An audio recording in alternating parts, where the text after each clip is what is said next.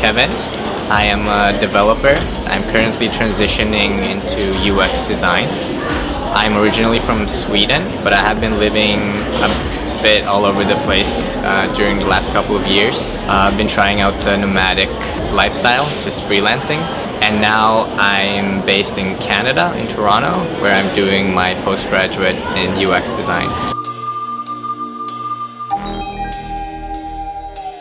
Whenever you use a product or a service that's well designed, there's this positive sensation that spreads through your body. And I love that feeling, and I'm sure you do too.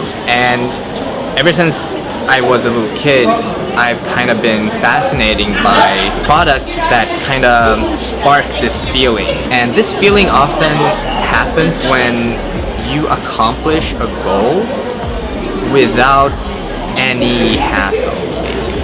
It's when you are taken from point A to point B without running into a lot of problems or pain points. Once you reach your goal, that's kind of when this feeling, that's kind of what draws me into UX.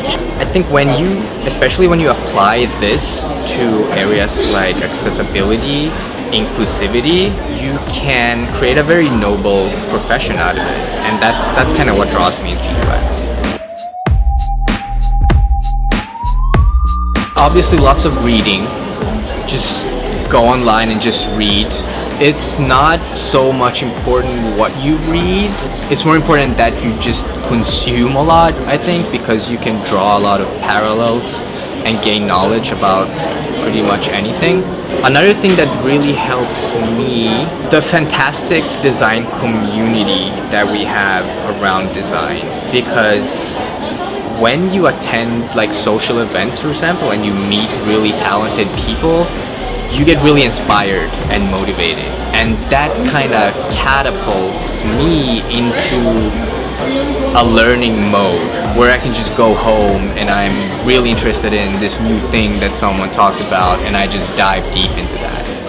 I would say those two are my mainstays. The two areas are very much interconnected. They kind of go hand in hand and they have a lot of similarities. One thing that I'm particularly interested in is something called DX, which is short for developer experience. And DX is basically the handoff between either code or design between designers and developers, or between developers themselves. And this is a process that has a lot of pain points and frustrations.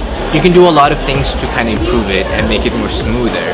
As a UX designer, I can kind of come into this kind of intersection between UX and programming and apply UX design methods to help create guidelines, frameworks, basically just agreements between people inside a team or a company to kind of just be on the same page when it comes to deliverables and handoffs, so that just to minimize the frustration and the pain points when receiving something from someone else. One of the hardest parts is get a pretty good understanding of how you can apply the things that you learn here in school in the real world and on real project. I think this program does a really good job at teaching us how it goes down out there, especially because we are collaborating a lot with industry partners and real world companies that actually have real business values that we have to kind of accommodate for. The second hardest part is definitely portfolio. Since like tech and design is just booming right now everywhere, there's a lot of talented people out there and they all have great portfolios.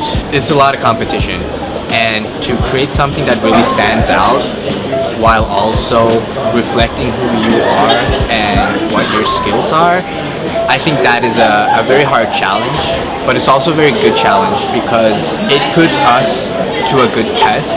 So the process of creating it will also make us understand ourselves much better.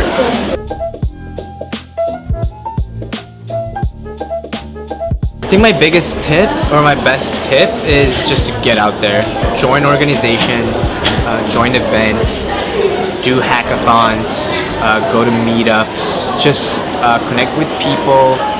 There's so much talent out there, and there's so much people that are willing to share what they have learned over the years. So as a student, there's just so much value in taking part of what others have done before you and kind of what they have gone through.